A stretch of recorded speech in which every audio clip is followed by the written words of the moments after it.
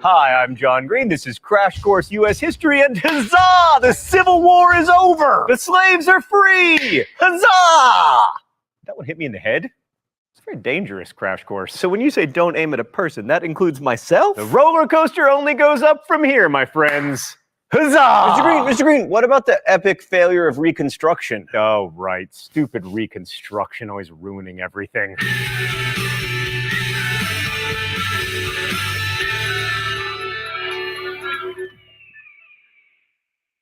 So after the Civil War ended, the United States had to reintegrate both a formerly slave population and a formerly rebellious population back into the country, which is a challenge that we might have met, except Abraham Lincoln was assassinated and we were left with Andrew I am the third worst president ever Johnson. I'm sorry, Abe, but you don't get to be in the show anymore. So Lincoln's whole post-war idea was to facilitate reunion and reconciliation, and Andrew Johnson's guiding Reconstruction principle was that the South never had a right to secede in the first place. Also, because he was himself a Southerner, he resented all the elites in the South who had snubbed him, and he was also a racist who didn't think that blacks should have any role in Reconstruction. Trifecta! So between 1865 and 1867, the so-called period of presidential Reconstruction, Johnson appointed provisional governors and ordered them to call state conventions to establish new, all-white governments. And in their 100% whiteness and oppression of former slaves, those new governments looked suspiciously like the old Confederate governments they had replaced. And what was changing for the former slaves? Well, in some ways, a lot. Like Fisk and Howard universities were established, as well as many primary and secondary schools, thanks in part to the Freedmen's Bureau, which only lasted until 1870,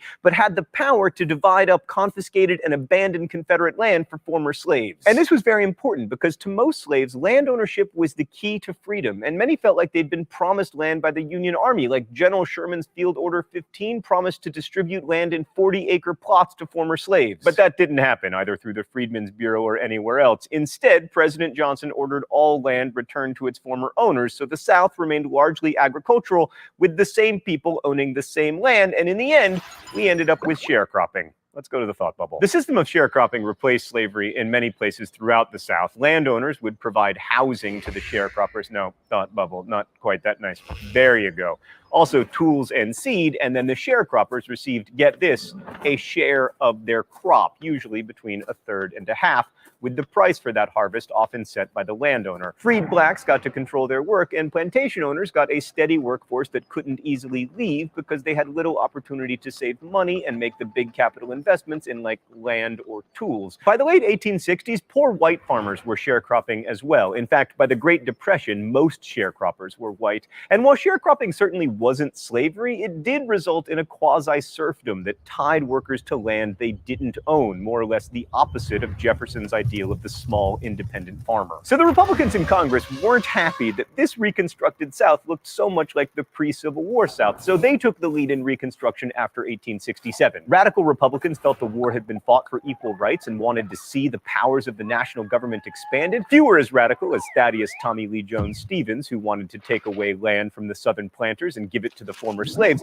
but rank-and-file Republicans were radical enough to pass the Civil Rights Bill, which defined persons born in the United States as citizens and established nationwide equality before the law regardless of race. Andrew Johnson immediately vetoed the law, claiming that trying to protect the rights of African Americans amounted to discrimination against white people, which so infuriated Republicans that Congress did something it had never done before in all of American history. They overrode the presidential veto with a 2/3 majority, and the Civil Rights Act became law. So then Congress really had its dander up and decided to amend the Constitution with the 14th Amendment, which defines citizenship, guarantees equal protection, and extends the rights in the Bill of Rights to all the states, sort of. The amendment had almost no Democratic support, but it also didn't need any, because there were almost no Democrats in Congress on account of how Congress had refused to seat the representatives from the new all-white governments that Johnson supported. And that's how we got the 14th Amendment, arguably the most important in the whole Constitution. Thanks, Thought Bubble. Oh, straight to the mystery document today? All right. The rules here are simple. I guess the author of the mystery document and try not to get shocked. All right, let's see what we got today. Section 1. Be it ordained by the police jury of the parish of St. Landry that no Negro shall be allowed to pass within limits of said parish without special permit in writing from his employer. Section 4. Every Negro is required to be in the regular service of some white person or former owner who shall be held responsible for the conduct of said Negro. Section 6. No Negro shall be permitted to preach, exhort, or otherwise declaim to congregations of colored people without a special permission in writing from the president of the police jury. Gee, Stan, I wonder if the president of the police jury was white. I actually know this one. It is a black code, which was basically legal codes where they just replaced the word slave with the word Negro. And this code shows just how unwilling white governments were to ensure the rights of new free citizens. I would celebrate not getting shocked, but now I am depressed. So, okay, in 1867, again over Johnson's veto, Congress passed the Reconstruction Act, which divided the South into 5 military districts and required each state to create a new government, one that included participation of black men. Those new governments had to ratify the 14th Amendment if they wanted to get back into the Union. Radical Reconstruction had begun. So in 1868, Andrew Johnson was about as electable in the U.S. as Jefferson Davis, and sure enough, he didn't win. Instead, the 1868 election was won by Republican and former Union General Ulysses S. Grant. But Grant's margin of victory was small enough that Republicans were like, man, we would sure win more elections if black people could vote, which is something you hear Republicans say all the time these days. So congressional Republicans pushed through the 15th Amendment, which prohibited states from denying men the right to vote based on race, but not based on gender or literacy or whether your grandfather could vote. So states ended up with a lot of leeway when it came to denying the franchise to African Americans, which of course they did. So here we have the federal government dictating who can vote and who is and isn't a citizen of a state,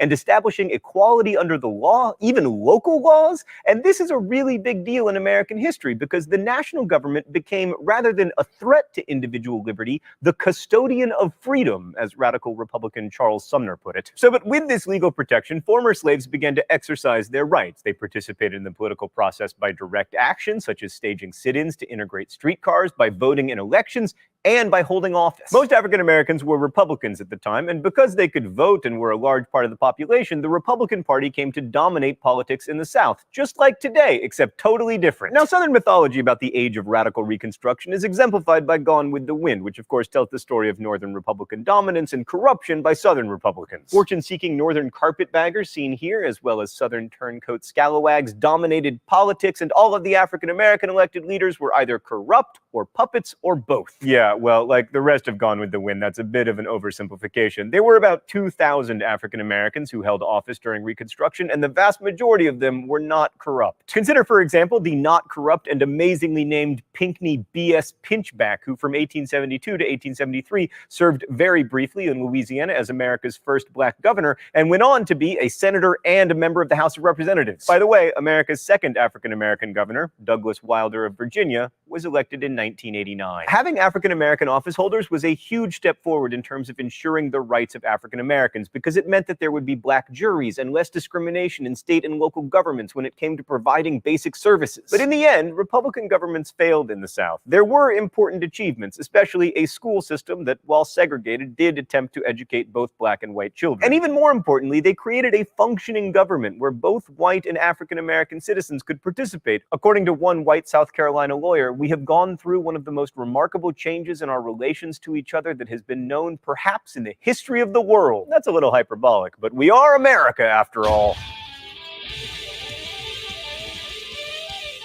It's true that corruption was widespread, but it was in the North too. I mean, we're talking about governments. And that's not why Reconstruction really ended. It ended because, one, things like schools and road repair cost money, which meant taxes, which made Republican governments very unpopular because Americans hate taxes. And two, white Southerners could not accept African Americans exercising basic civil rights, holding office, or voting. And for many, the best way to return things to the way they were before Reconstruction was through violence. Especially after 1867, much of the violence directed toward African Americans in the South was politically motivated. The Ku Klux Klan was founded in 1866, and it quickly became a terrorist organization targeting Republicans, both black and white, beating and murdering men and women in order to intimidate them and keep them from voting. The worst act of violence was probably the massacre at Colfax, Louisiana, where hundreds of former slaves were murdered. And between intimidation and emerging discriminatory voting laws, fewer black men voted, which allowed white Democrats to take control of state governments in the South and returned white Democratic congressional delegations to Washington. These white Southern politicians called themselves redeemers because they claimed to have redeemed the South from Northern Republican corruption and black rule. Now, it's likely that the South would have fallen back into Democratic hands eventually, but the process was aided by Northern Republicans losing interest in Reconstruction. In 1873, the U.S. fell into yet another not quite great economic depression, and Northerners lost the stomach to fight for the rights of black people in the South, which, in addition to being hard, was expensive. So by 1876, the supporters of Reconstruction were in full retreat and the Democrats were resurgent, especially in the South. And this set up one of the most contentious elections in American history. The Democrats nominated New York governor and NYU law school graduate Samuel Tilden. The Republicans chose Ohio governor and Kenyon College alumnus Rutherford B. Hayes. One man who'd gone to Crash Course writer Raoul Meyer's law school and another who'd gone to my college, Kenyon. Now, if this election had been based on facial hair, as elections should be, there would have been no controversy. But sadly, we have an electoral college here in the United States, and in 1876, there were disputed electoral votes in South Carolina, Louisiana, and of course, Florida. Now, you might remember that in these situations, there is a constitutional provision that says Congress should decide the winner, but Congress, shockingly, proved unable to accomplish something. So they appointed a 15-man electoral commission, a super committee, if you will, and there were 8 Republicans on that committee and 7 Democrats, so you will never guess who won. Kenyon College's own Rutherford B. Hayes. Go, lords and ladies!